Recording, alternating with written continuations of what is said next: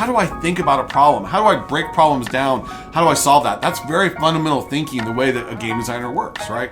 What is fun in a game? And that sounds easy, but it's really, really hard.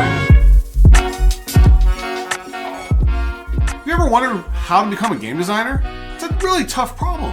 The game design job is very ambiguous. And when you go online and you read books, and look for information about becoming a game designer, it's really confusing. You get a lot of different answers, a lot of different people telling you to do different things. And so today I want to give you a little bit of my advice after 30 years of making games. So how do you become a successful game designer? How do you really, break through and be able to learn the skills to make something special?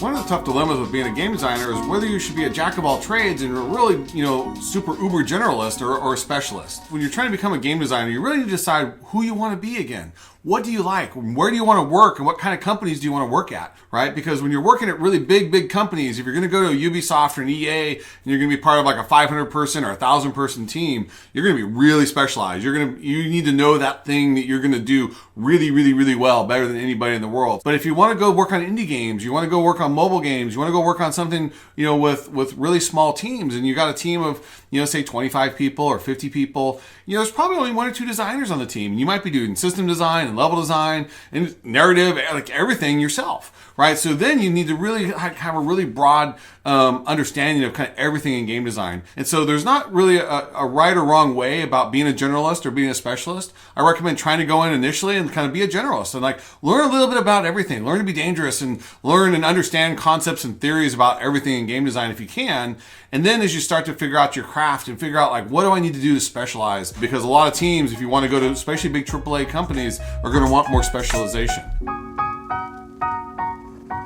The next thing though is you've got to build some level of technical skills. You really can't be a successful game designer, in my opinion, without having some technical skills. And there's some that don't. There's some game designers that aren't the most technical people in the world. But really, if you want to be a successful game designer, you got to be technical. And that means having great math and science skills, and you got to learn how to at least be scripting, right? So you got to look into scripting languages like Python and Lua, Unreal Script or Blueprints, things like that. So it can be a visual scripting language, other kinds of things. You do not need to be a programmer and learn C++ and things like that. But you got to be able to go into even Excel and write complex formulas. There's lots and lots and lots of different tools in the industry, and every team, every company uses a different engine. The Unreal Engine and the Unity engines are probably the two biggest, and then lots of companies have their own engines. But you've got to learn at least one of them. You've got to be maybe not master level at that, but you've got to be really good at some game engines and understand how they work, how they function, how does something get made. That is something you will use every single day.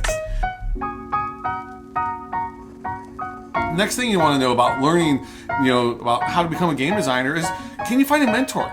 Find somebody, who's an experienced designer. I know it's not easy, but there's designers out there. Maybe you can find somebody that's going to, help you. Maybe there's a working professional. But that's one of the special things about CG Spectrum. We've got mentors, every week you get to meet with a mentor who's a working professional, and they get to help you through, this hard decision-making process of how do you really become a professional, right? Because if you try to figure it out on your own, it's going to be a really hard journey. So find somebody to help you on that journey.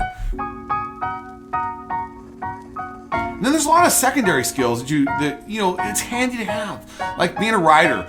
We write a lot of stories as game designers, and even if it's a quest, you might have to write the quest, for the thing. You might write the high-level story for it. You might write some dialogue. There's lots and lots of writing in game design, or most games, not all of them, but most of your core games have a lot of stories and writing and various things in them. And so being a writer or having some writing skills and understanding of stories and storytelling and things like that, can be really handy. Understand audio. How do these things sound? How does sound enhance the player experience? Things like that. You got to kind of understand a little bit of the sales and marketing side, especially in mobile. How is this game going to be bought and sold? What's going to make people want to buy this game, right? How is it going to differentiate from it? You got to understand world building, because it's not just about building a game. You got to build worlds. You got to build franchises, and you got to build really cool things with great characters, great stories, great, lands and worlds to go explore, and aliens, and who knows what's going to be in your game, right? Also like interface design, UI, UX, is a huge part of many games and many game designers' jobs. And having some understanding, especially in mobile games, about like, how do I do interface design and how do I make that cool and fun and functional and legible and readable? Like, all this stuff is really important to do. The most important thing though is you really have to show people what you're doing. You got to create a demo reel. You got to create your portfolio. And you're not going to get a job, from day one, if you've never made a game before, and even if you've made a couple games, you're probably not going to get a job just on your resume. You got to show them what you've done. You got to show them their work, and not just the final product. They want to see the process that you go through. How did you come up with an idea, and how did you take that idea and build the level with it, or how did you build the game? How did you do it? Is just as important as that finished product. So make sure that when you're putting your portfolios and stuff together, that you're going to show them, how you did your thing, from start to finish. Just have a few things that are great and really make those the best quality you can possibly do. And then, look for internships, look for an indie team. If you go on Facebook and you go on different channels, there's lots of these groups out there and these user groups and stuff where you can find people that are all kind of, hobbyists or students or various things. They're all, either trying to mod a game, make their own games and things like that. They're always looking for help. You may not make any money out of it, but it doesn't matter. Right now, you need experience. You need to show people that you can work in a team. You need to show people that you can do that process to make something really great. And money or not, money's icing on the cake, but really go in there and build something, and show people that you have the passion, show people that you can do something on your own, that you're self-motivated. That's going to go a really, really long ways to get it accepted, and get a job as a game designer. So I hope this helps you. It's a really tough topic, and in this very short video, there's very little I can say to answer everybody's questions. But again, go online, go to the CG Spectrum YouTube channel, check those out, check out some of my videos. I've got long videos about how to become a game designer. So go check those out and research it and see for yourself what it's like to be a game designer, because it's an amazing job and I know you're gonna love it. Take care now.